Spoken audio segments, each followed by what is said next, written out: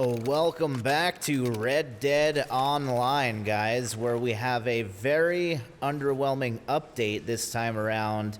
While over on the other side, GTA Online is getting the biggest update ever with a whole new island, a map expansion, with the Cayo Perico heist coming December 15th.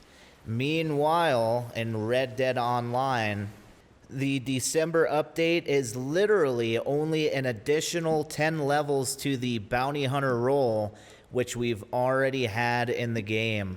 So mostly cosmetic items, some reskins for the bolas, we've got some new spurs. I do like this gun belt, some new liveries for the hunting or the bounty wagon, the holster, new saddle. So we're doing the same bounty hunter missions. They've added a few new ones, but the same concept. We're not robbing any trains or any banks like everybody wants. And literally, there's no new activities, no new roles to do for this December update in Red Dead Online. Just an additional 10 levels to an existing role we've already had in the game. So yeah, to say this is disappointing would be an understatement. And I guess this is supposed to hold us over for the next 3 months. Why would this happen? How could this happen? For me, it's pretty obvious. With Cyberpunk coming out December 10th and a few days away, it is the highly most anticipated game of this entire year. And it looks to me like Rockstar decided to focus all of its efforts on GTA Online rather than spread the content thinner between Red Dead and GTA. So I think that's their call, and I think they're going to hold off until the next update for Red Dead to hopefully get back on it, give us some new roles, some new properties, the things that players want. I mean, if you remember the single-player part of Red Dead Online, we were flying around in a hot air balloon. I remember there was a mission for some scientist with this little remote-control boat in a lake. So I've really been expecting some cool gadgets to be introduced to online, maybe a hot air balloon, you know, something outside of the box, a casino riverboat.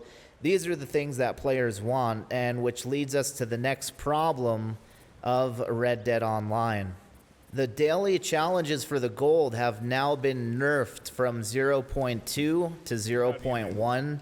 Which is really painful. I used to do these for the 0.2 gold, which would multiply up to 0.5 gold, and that's all been nerfed in half. Reason why Rockstar would do this is quite simple, and a lot of people are upset about this, especially those hardcore players that would grind these for more than 30 days to get that maximum reward. And it's pretty obvious to me that Rockstar is not yet making money yet from the microtransactions on gold. And the reason for that would be that there's nothing to spend gold on yet thus far in the game. If I'm gonna grind for 5-6 hours a day, multiple days in GTA Online, and I know that there's F1 cars coming, fighter jets that I can take to the skies in, new arcades, new properties, casino penthouses, all kinds of fun vehicles, the ramp buggy to fly cars up in the air. All of that stuff adds a lot of value to the game, and it adds a lot of fun to the game. I'm not going to grind for days on end in Red Dead to buy a new hat or a new eye patch or a new pair of boots.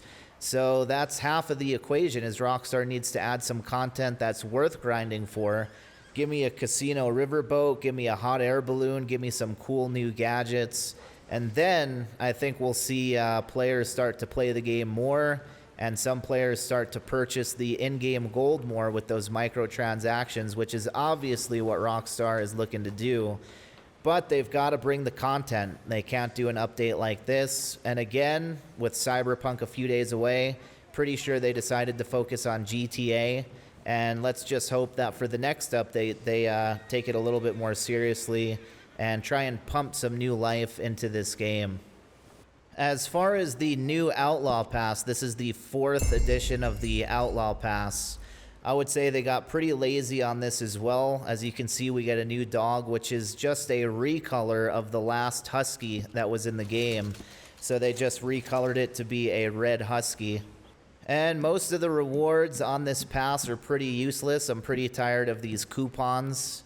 I've got loads of coupons that I was never able to use. We've got some new flags for the camp, some of these new photo drops, and some of these photographs are pretty cool, actually, because they were done by players. They had a photo contest where players took photos, and they're actually using them in the game, which is pretty awesome. But again, most of these are pretty useless. Here we've got a new flag as well. This was a player taken photo, which is awesome. But here's the problem that I have with this Outlaw Pass is that, in my opinion, it should be mostly cosmetic. That's not going to affect the play of the game. Like, we've got some buckles, some new buckles, which are cool. But when you go to the very end to level 96, we've actually got a reward that changes the entire playability of the game. Here we go, which is wilderness travel. Learn to fast travel from your wilderness camp. So for those of you who don't know, the wilderness camp you can set up anywhere in the open world. So this literally means that you can fast travel from anywhere on the map to anywhere you want to go. If you guys know anything about me, I love convenience. So I'm definitely going to grind for this, but I'm not too happy about it because a lot of players are going to pass on this. It's kind of a gold grab with the 40 gold bars. And this is the only thing that really changes the play style of the game, to be able to fast travel anywhere on the map. Really convenient for not having to ride that horse all the time. And if you're money grinding or if you're going after treasure maps, you can just fast travel from anywhere. But I really don't think they should have put it at level 96 on this Outlaw Pass. It is behind a gold wall, which is something that we have not seen before. So yeah, this is most unfortunate for the diehard Red Dead Online players. On the other side, GTA, Christmas is coming early for us on December 15th with the Cayo Perico heist. Whole new island, first time they've done a map expansion, which is really exciting for the future. And I'm sure they'll get back on the horse with Red Dead for the next update and for 2021. But the next couple of months for Red Dead is gonna be rough. For me personally, I think the next week and a half, 2 weeks, I'll be able to grind out everything for that Outlaw Pass, get that ability to fast travel from anywhere on the map from the wilderness camp, unlock a few new cosmetic items, and away I go onto Cyberpunk for a few days, and then diving in to the Cayo Perico expansion for GTA Online.